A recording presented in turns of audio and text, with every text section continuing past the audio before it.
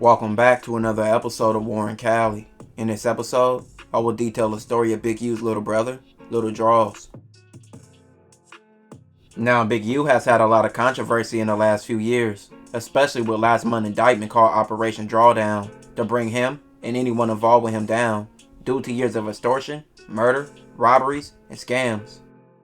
Big U has had a long history in the streets, gaining a dangerous street reputation, repping the Rolling 60 Crips, who were formed in the 70s.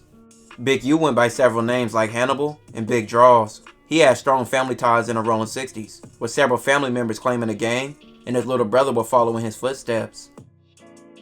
Dwayne Little Draws Dupree, also known as being Big U's little brother.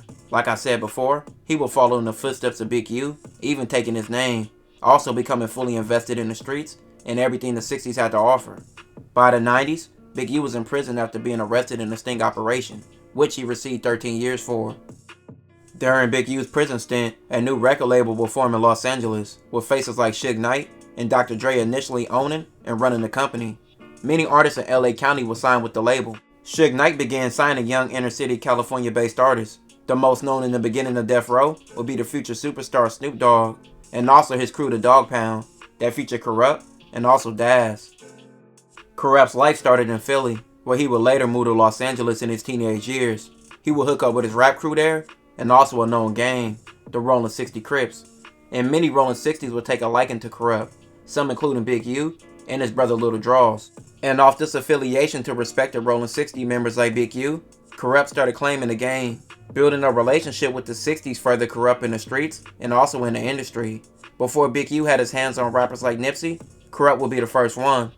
I'm still in the streets. The little homies is coming, they want to go get down, and I'm helping them out, and I see Kurupt in the car.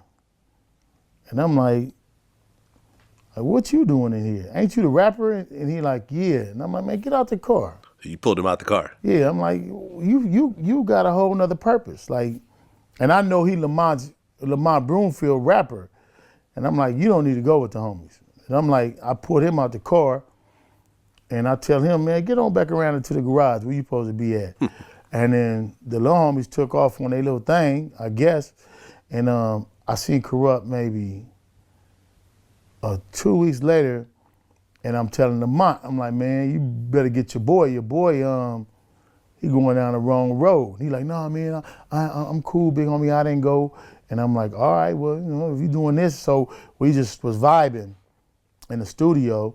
Then we get doing the paperwork. I started Deadliest Entertainment. That was the name of the group back then, my company. I had already just signed a deal, and it was under Deadliest Entertainment. My wife wouldn't get the paperwork. So then we was doing the music part, and unfortunately, it was I was gone. But with Big U going to prison early in Kurupt's career, it was too early to extort or control him. And many would say that Kurupt and a lot of things at Death Row would be a lot different if Big U was around in the early and late 90s. And Death Row starts to form. Right. And the Dog Pound and everything else like that. Were you out when Death Row started to build up and Kurupt started? Not at all. You were in jail the whole time? It never happened when I had no Death Row. What do you mean? I love Suge to death, but he definitely wouldn't have been moving around LA like that. And I just take it that he's saying Suge would have definitely met a whole lot more resistance the way he was pushing around town, you know what I'm saying? He would have been challenged because, U's equally as big, as far as physical stature, and, he indulges in that kind of activity. I know firsthand. By 1991, Big U was in prison.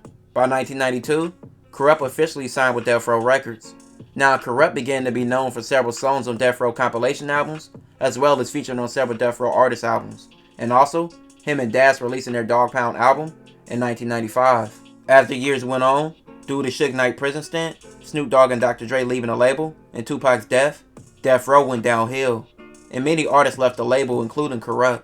Kurupt released his first solo album called Corruption in 1998. It was also his first album without Death Row.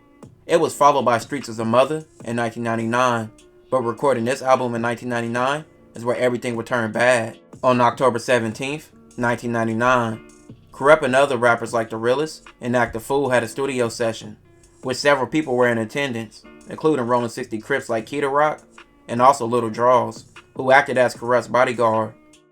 The studio session was at Echo Sound's recording studio in Atwater Village. Atwater Village was a gang-filled area.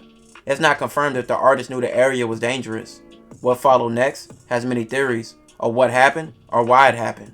Many would state gang members from Toonerville and gangs from Atwater Village would feel disrespected by the presence of the artist being in the area, without them tapping in or not showing any respect.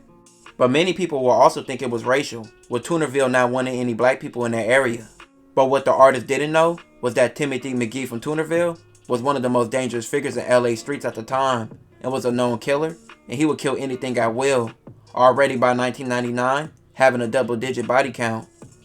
Timothy would allegedly do a drive-by with an AK-47, him and another person trying to kill everyone in sight. The realist would be shot in the foot, and the actor Fool was also shot in the shooting. This left everyone in shock who was there. The shooting was unexpected. And one more person would be shot in the shooting, and that would be Little Draws. Little Draws would lose his life from the shooting, and he would be the only one who died. At the time, many news outlets will put out a story that has been proven to be completely false. That Kurupt's beef with New York rapper DMX over Foxy Brown led to the shooting. The rappers made diss songs to each other, and the shooting furthered the speculation. But this wasn't true at all. Got them all to go up to Echo Sounds that day.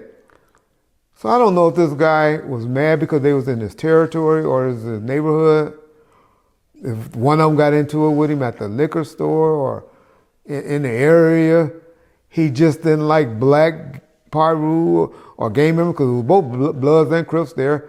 Keto Rock was there, Big C Style was there, Lil Draws was there. They from the blue side. But this dude rolled by on a motorcycle and let them have it. Shot them all up with an AK-47. I remember the realist got shot. Big Draws, he died from his gunshot wound. Now when all the shooting stopped, I think the realist had got shot that night. Yeah, he got shot in the leg. I remember hearing that. Yeah, he got shot in the leg that night. Yeah, him and the cat actor Fool, he was on death row. He got shot in the leg. And man, rest in peace to Draws, man. Big you little brother, man. Draws, my nigga. That was the coolest nigga, man. He had got some kind of way, bro, and everybody, I'm in the booth, so some kind of, they was outside smoking or something. So Big U, little brother, got killed this night? Yeah. Oh, man. Yeah, Draws. Several years later, Timothy McGee was sentenced to death for the studio shooting, along with a list of other shootings resulting in several deaths and many people shot. It has been 20 plus years since Little Draw's death. Big U and the Rolling 60s always honored him and showed him respect. His death has been solved with Timothy McGee being arrested and serving his time now, but no one still knows why it happened. This will conclude this episode. If you haven't already, check out my previous episodes. Don't forget to like, comment, and subscribe.